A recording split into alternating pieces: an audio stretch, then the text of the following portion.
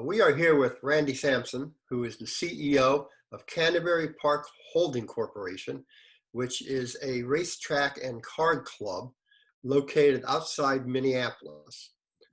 It's a public company, a small public company with plans to become bigger. And Randy, not many people maybe know the Canterbury Park story, so give us a little overview on the company and how it came to be and where you are now.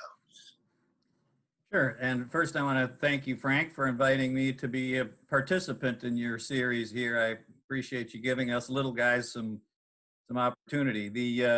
As you mentioned, we are a quite small public company, but I think an interesting story that I'm glad to be able to get a chance to talk about. The history was we purchased the track. Basically, Canterbury Downs opened in 1985, and for a variety of reasons closed in 1992 due to competitive and other pressures from expanded gambling. And our group, which was primarily my father, Kurt Sampson, Dale Shenyon, and I, were able to purchase the track in '94 and reopen it, change the name to Canterbury Park. And one of the reasons at the time that we were interested in it, number one, we were great fans and passionate about horse racing and wanted to see racing survive in Minnesota, but we also saw a great piece of real estate, almost 400 acres, in a community at that time, which was across the river from the main metro area, and not, all that easily accessible, which was part of the problem in the early years also. But it was, the infrastructure was improving. A new bridge was put in shortly after we purchased the track, and it is now one of the fastest growing communities. The city and county are among the fastest growing in the country. So we're really in a great spot in terms of the real estate. And in terms of the business, what we really have tried to do over that period of time, we were able to add our card casino in 2020, or in 2000, sorry. And we currently operate about 69 tables. I guess I should say, when I say currently, it's not COVID restricted. It's our normalized operation is a lot of what I'll be talking about, but 69 tables, a large poker room, as well as a full table games assortment with blackjack, baccarat, ultimate Texas Hold'em, on down the list of the normal table games. And that has been a great success for us, and something we're really focused on as a growth area.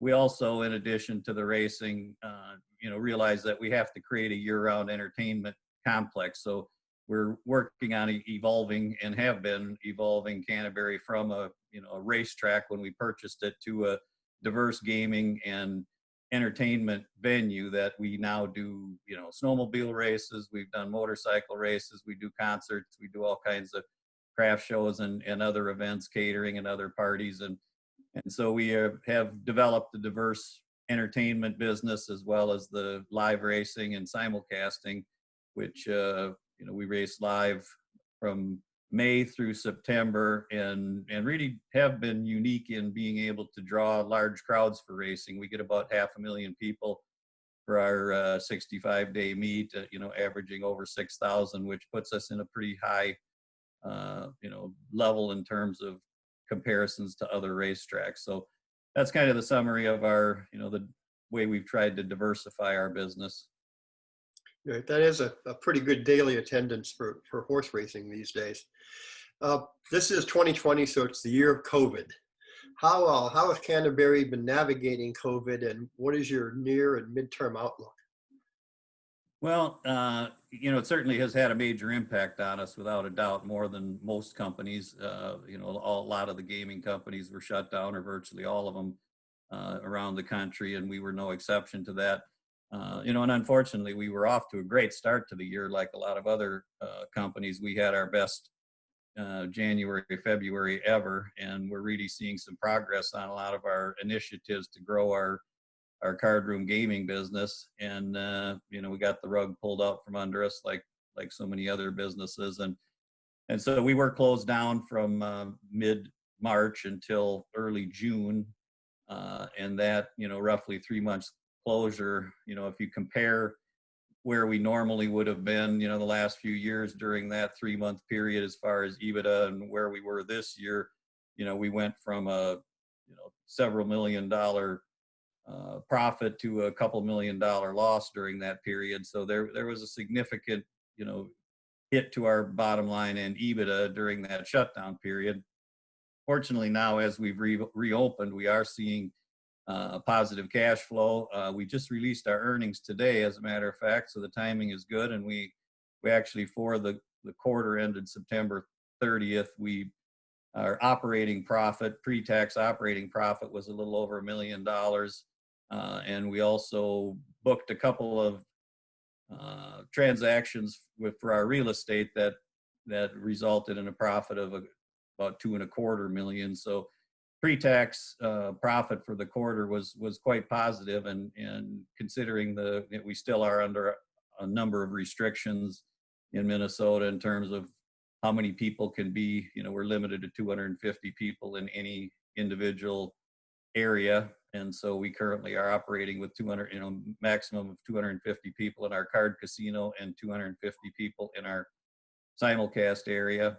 We were able to have, about 1,000 people for live racing this year. So that restriction has certainly had an impact, mainly on the entertainment side of our business. The craft shows, upcoming snowmobile races, pool tournaments, poker tournaments, our large events that, rely on lots of people, have been, virtually eliminated for the time being. But again, the positive is that we've really focused on our core gaming customers and how we can attract and keep them and get more visits. And like a lot of gaming companies, we're seeing pretty good results from less people, but a higher per cap for the people that are coming. And we're also seeing, as again, most gaming companies, that you have an ability to really reduce a lot of your expenses, your marketing and promotions, and a lot of your amenity type things are gone, and so that it's a pretty efficient model. We've taken very significant steps to reduce costs. Very difficult, because we've got a great long-term staff, very loyal staff, but we've had to do a couple rounds of furloughs and also pay reductions for some of the senior management, and we have done some job eliminations, some positions not being filled. So we've really worked hard to get our expenses down and in line with what our current volume of business is. Okay. So I guess I should mention that we've been really diligent about the whole COVID plan, which is required in Minnesota, and had great success. We've got a great team working on it. The cleanliness of the facility, we put up the plexiglass dividers for all of our table games, so it creates a little separate booth where the players are sitting if they're playing cards. We have everybody's required to wear masks, and we've been very, very diligent about the whole process, and the results have been very good. We've had no outbreaks to this point, and are pleased with how the response from our customers has been great, as far as how they see us wiping everything down, spraying everything off, sanitizing everything. Every time a customer gets up, somebody's over there wiping down the rail and the seat and the plexiglass before the next customer sits back down. Okay, great. You had mentioned, Randy, the diversity of offerings in your card club. You've also introduced, I believe, electronic table games. How is that going?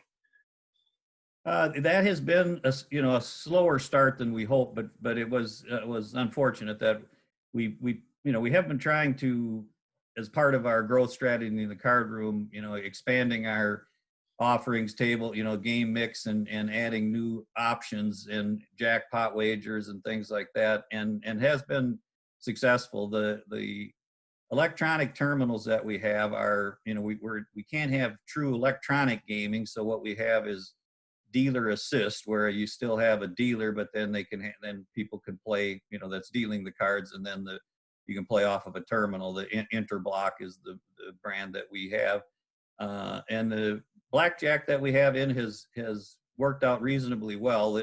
When we put the machines in, it was like 2 weeks or a week before the COVID shutdown, so we really didn't get a chance to get them introduced properly, and we haven't been spending marketing money right now. And frankly, those machines are geared towards more of our casual customers that we believe will have a lot more success with those when we have the types of events I was talking about, snowmobile races and concerts, and you're getting some casual fans that maybe don't want to play at the level, wagering limit level of some of our live table games, which you can play for $1 on the terminals, and also some people just aren't comfortable with the playing at a live game. So we believe once we're able to get back to a normal operation and get lots of people in the building, that you'll see more traction on those machines. But so far, the blackjack has worked out pretty well. We also have some baccarat machines, and that has been slower than we hoped.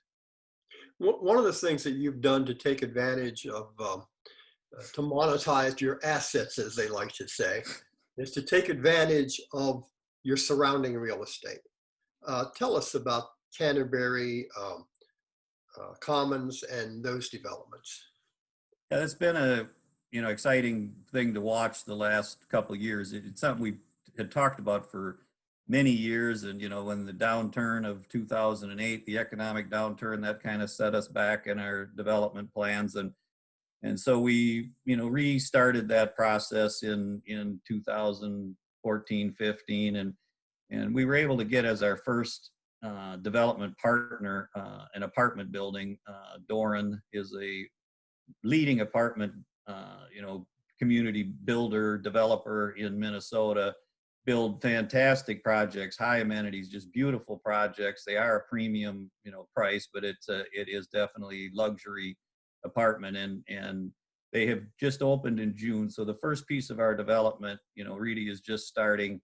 The leasing has been going well. In that scenario, we are a partner in that. We contributed the land to a joint venture, but it is being operated and managed by Doran, the company we partnered with. So that was a great start. We also were able to get tax increment financing to support the infrastructure around us. There was a lot of road improvements needed. Most of the access was kind of private drives that hadn't changed since the track was built in '85, and so we've now got beautiful public streets, boulevards, beautifully landscaped, and medians, and really create a grand entrance to the facility and the development. We also this first phase of the development is about 50 acres in addition to the apartment project, which is actually 600 units when it'll be completed. It's a very large project. We have an office building going in right now that's under construction, a beautiful office building that'll be a headquarters for a local construction company in Shakopee. We have a number of we've announced, Pulte Homes is doing a townhouse development, and we've also got a couple other senior housing under contract. So lots of activity going on at this start in, most of it residential, but we are starting now with more of the commercial phase. Once we get this first phase of residential, we anticipate then being able to start out of what's really the more exciting part of our development, which would be an entertainment complex with hopefully landing some major entertainment anchors as well as hotels, restaurants, hospitality industry, and that business obviously right now with COVID is tough, so it'll probably take a little while for that to recover and be able to put that package together. But it is a very much a opportunity for us to enhance shareholder value, to take this land that we've owned for a long time and generally have a pretty low basis in and monetize it. When we look at how we monetize the land, there's been two different transactions. Our preference would be to, when it makes sense, to stay in as a partner, not have to pay the taxes, because again, we have low basis. We'd much rather be partners, create long-term revenue streams and some potential for appreciation in the future. But in a number of cases, we have also been just doing a straight land sale. And we certainly are seeing a lot of interest, and it continues even in spite of COVID. We're continuing to have a lot of activity and making progress on what we think will be a really exciting development and great opportunity to enhance shareholder value, which we don't believe at this point that the market, when you look at our stock price, that the market is adequately or accurately, valuing that potential land. It is difficult. We understand that it's a tricky, from a, shareholder standpoint, it's tricky to try to put a value on that land and, look at what the business is worth and what are the two together worth. And hopefully as we start to monetize more of these transactions like we did in this last quarter, people will see that there is real value there. So you've made a lot of changes at Canterbury. What's in the future? What's your growth strategy, and how would you envision the company looking 3 or 4 years from now? Well, in terms of the, what I see as being different 4 years from now, that, the main thing would be the development. I mean, I really think what is right now has been just bare land around us, 150 acres of essentially bare land around us. We're now seeing, dirt moving and development taking place, and it's going to be exciting to see. I think it'll be transformational in the next 4 years. In our core operations, what we really have, again, right before the shutdown, we really started to focus on the core gaming business. And, we know that there's an opportunity in the entertainment side, but the best margins for us and the best opportunity is really that core gaming customer. And so we really were focused on our hosting and player development and, the product mix and how we can grow the card room revenue. Poker is going to be difficult, as well as simulcasting are both markets and aren't really growth markets, but we've certainly seen good opportunity. And we believe that the table games market in our, that we're not reaching yet what we could reach in terms of our market share for table games. And we're going to, once we get past COVID and can get back to a more normalized situation of player acquisition, customer acquisition, we certainly hope to be able to ramp up those efforts and grow that side of the business. And again, we'll continue to look at hospitality and other opportunities as part of our development or within our current facility to try to create more, catering, more events, more, again, concerts. Last year, for the first time, we hosted a major 3-day festival with Aerosmith was one of the headliners, and so those types of large events are the type of thing that we really think we can do well with our large parking lot and our facility. Would acquisition be a possible part of that future? Yeah, we know that one of the challenges for Canterbury is it's thinly traded and there's not a lot of float, so it's always something that we look at. We have over the years looked at both acquisitions as well as potential mergers or other M&A transactions, and we're always open to transactions that will enhance shareholder value. At this point, there's nothing on the horizon, but we're certainly open to looking at the right type of either acquisition or combination of some sort with the right partner as a way to try to get some scale and create more interest in the stock. You talked about shareholder value and creating interest in the stock. You have drawn the attention of Mario Gabelli, I believe. So your largest institutional investor is one of America's most legendary investors and a guy who knows both growth and value. What does Mr. Gabelli see in Canterbury Park that maybe other investors ought to pay attention to? Well, it's a great question for Mario, but I do. Mario has been a very supportive, loyal shareholder from the beginning.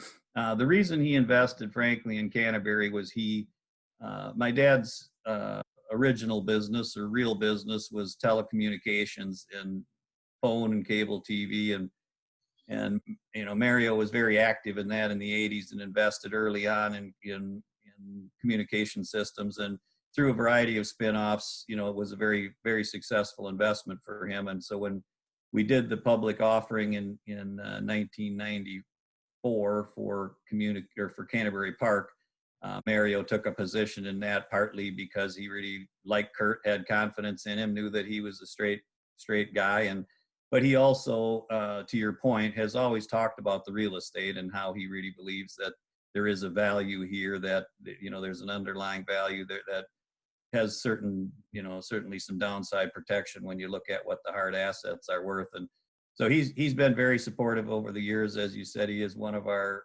he's really the second largest shareholder after my family. And I talk to him, every once or twice a year. He calls to see how things are going. And with Mario, it's generally a pretty short conversation.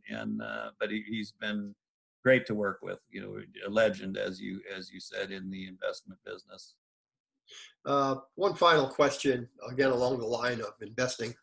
What would you tell a prospective investor of Canterbury Park? Well, what I've always said is, it's when you look at Canterbury, you have to have the right, investor profile. It's not a stock that's very volatile in general, but there's a solid value there. There is a history of steady earnings, not a great growth, trajectory, which we know we need to improve, but steady earnings, steady cash flow. That it's a very, very straight balance sheet with no long-term debt, which is unusual for most, for gaming companies. So the free cash flow is better than, in a lot of cases, because we aren't encumbered by debt. And so it's a very, clean, solid balance sheet. It's a steady, up until COVID, a steady history of EBITDA and cash flow and earnings. And I believe, through the development of the land now, we're really getting an opportunity to try to capture that value, as well as, continue to try to grow our regular business. There's also, the potential for, it's nothing that currently is being actively pursued in Minnesota, but sports betting is certainly something, just in the recent elections, it was passed in a few states. And, should that be an opportunity in Minnesota, we certainly are well positioned, where we believe we've got a great facility and great location and great operation to very efficiently incorporate that into our business. So there's some, potential upside there too. And I also want to mention that we recently have added 3 new board members that are really, really high quality people that have expertise in areas that are going to be very helpful to us. And so we continue to look to try to, bring new talent on that can help us, as we try to forge a new direction for Canterbury, in both the development and how we can try to better monetize our gaming assets, and also, continue to grow into the entertainment business. One of the board members that we just had join us is very, very successful over the years in entertainment, marketing and events. And so, got some, a great resource there to try to help grow that business. Well, a lot of hard assets, no debt, and a growth kicker. Sounds like that might be attractive to certain value investors. I hope so. Yes, I think so. Well, Randy, it's been a great overview. Thank you for introducing us to Canterbury Park Holding Corporation. Yeah, thank you, Frank. I really appreciate the opportunity.